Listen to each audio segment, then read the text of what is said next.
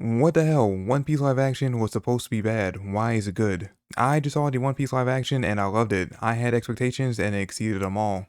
OMG, the One Piece Netflix live action is so good, truly made me fall in love with One Piece all over again. What if I said I needed a second season of the One Piece live action? These are just a handful of the many reactions I've seen online to the release of the One Piece live action series, which as of the recording of this video is currently sitting at Rotten Tomatoes with a critic score of 82 and an audience score of 94%. While IMDb scored it a solid 8.6 out of 10. This is good.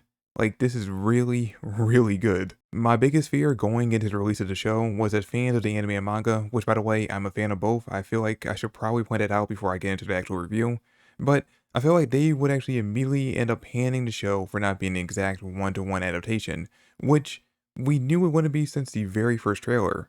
And even if the trailers and episode synopsis didn't let us know ahead of time that there would be some major changes to the overall story for the live action, common sense would tell us that there was no way they can do the story and have it play out exactly the same. I mean, don't get me wrong, they're doing a great job retelling the first part of One Piece, but the manga is a 20+ year long story with over 1,000 chapters and episodes, which is fine when you're drawings that don't age unless your artist decides to age you up, but these are living people that we're talking about. Eventually, these actors are going to end up aging, and they want the show to continue for multiple seasons.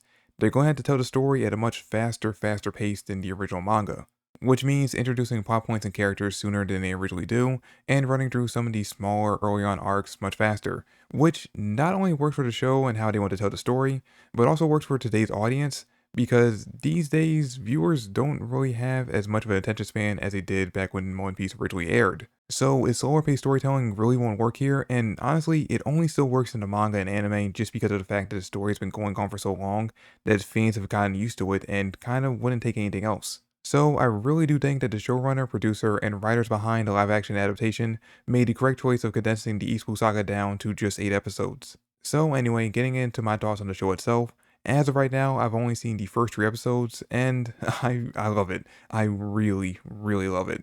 As someone who had high hopes for the show going into it, I can gladly say that the show has so far exceeded my expectations, and I'm even happy to say that it looks like for the most part, I'm not the only one who feels that way. While the show may not be a one-to-one exact adaptation of the manga and anime, it does a great job of adapting what it can from the source material. I mean, look at this, look at this. Who would have thought they could actually make a Dendamushi actually look good? And it's not like they just created one CG model for it and used the exact same one for each and every scene. Every Dendamushi we have seen so far as of the first 3 episodes has had a different design, just like in the manga.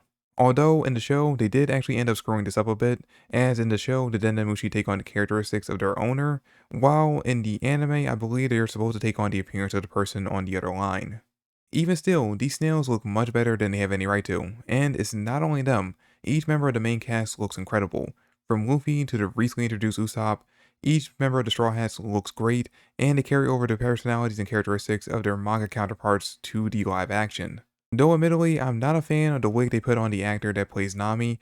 In certain shots, it looks fine, but in others, you can really tell it's a wig and not her actual hair. But in the show's defense, wigs almost never look good in live action, so I'm not really going to dock any points from the show for that. At least I think it's a wig. God, I hope it's a wig and I didn't just insult the actor that plays Nami. If it's not a wig, I take back everything I just said. Hair looks great. Speaking of insulting, I thought going into the show I'd be furious with the decision not to give Usopp his iconic long nose, especially since they were able to get Buggy's nose to look so damn good. But after meeting Usopp, I actually found myself not missing the nose at all. Sure, it would have been cool to have it, but it not being there doesn't really take anything away from the character or the actor's performance. And speaking of performances, again, each actor is really putting their hearts into bringing these manga drawings to life, with each putting their own spin on the characters while also staying true to their core. I'll admit, Luffy's actor's line delivery at first didn't really do it for me, but by the end of the first episode, he definitely grew on me. Same with Nami, not so much her character or her actor's line delivery, but mostly what the writers wrote for her to do and say, but again, by the end of the first episode, she was definitely someone I was on board with.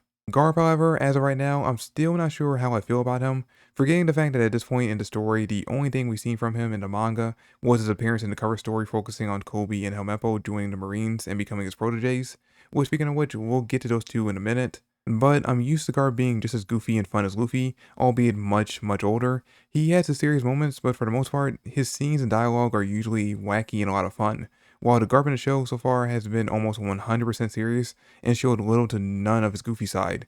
I'm not saying that's a bad thing per se, because I am actually digging the fact that we get to see more of Garp actually being a mentor to Kobe, especially with more recent events that happen in the manga. I'm just saying that it's different from what I was expecting. And speaking of Kobe, this whole subplot we get of him joining the Marines and working with Garp to hunt down Luffy is new, is different, and like I already mentioned, I'm really enjoying it. Because in the manga, we didn't get to really see Kobe go from that weak little boy who was working under Alvita after she kidnapped him, to being the Giga Chad he ended up becoming after him and Luffy finally reunited. So I like the fact that we're actually exploring that storyline, although something similar did kind of happen in the manga, but it was much later, and like I said, it's around the time when Luffy and him actually reunite. Anyway, I do kind of wish though that we had skipped over the whole Helmeppo having a superiority complex thing, because I kind of just want to get to the point where him and Kobe are best friends and not really kind of at odds with each other, because even 3 episodes in, the guy's still a bit of an ass, but at least he's just being one instead of showing his. And speaking of asses, let's talk about the biggest ass of the entire series and possibly my favorite character of the live action show so far, Buggy. I honestly can't believe how good he was in the show, and Buggy alone has made episode 2 my favorite of the 3 so far, and I got really excited when it was hinted in episode 3 that he'd be in more episodes. Going into it, I was a little bit worried that his actor might spend the entire show doing his best Joker impression, but I am happy to say that he didn't, and his performance was all the better for it. Honestly, I don't really have much to say about Buggy besides he's great, probably the best character of the entire live action so far, and I'm really looking forward to seeing more of him as the show goes on. And just like I'm actually looking forward to seeing more of Shanks, I honestly wasn't a fan of his look from the trailer, but after seeing him in the show, I think the actor is actually doing a fine job portraying Luffy's mentor. Zoro's actor is also great, and he's doing exactly what I expected him to, playing Zoro as a serious pirate-killing swordsman, who the more he hangs around Luffy, the more he slowly starts to share a brain cell with him. All of the other characters we've seen so far have done a great job moving over from the anime and manga to live action, with the only holdout possibly being Axian Morgan, and I mean, to be fair to him, he's not really giving much to do outside of his amazing fight with Luffy and Zoro, which by the way, that fight was amazing. So I can't really say that I have any gripes with him. Now, that being said, even though I really am enjoying the show, there are some aspects of it that I do have gripes with. Like, for example, we spent so much time diving into Luffy's backstory as a kid, really developing his relationship with Shanks and his desire and drive to become the king of the pirates. But once we move over to Usopp's backstory, we immediately rush right through it, straight to his mother's death, not even really giving us time to really delve into the relationship between the two of them. And it really kind of makes me wonder if we're going to have the same kind of treatment done to the other Straw Hats. Though, that being said, it has been a long time since I looked back onto the early parts of the story, so maybe in the manga his flashback with his mom was a lot shorter than I remember, and you know, when it comes down to it, we don't really need to spend that much time delving into Zoro's backstory, because his is kind of simple.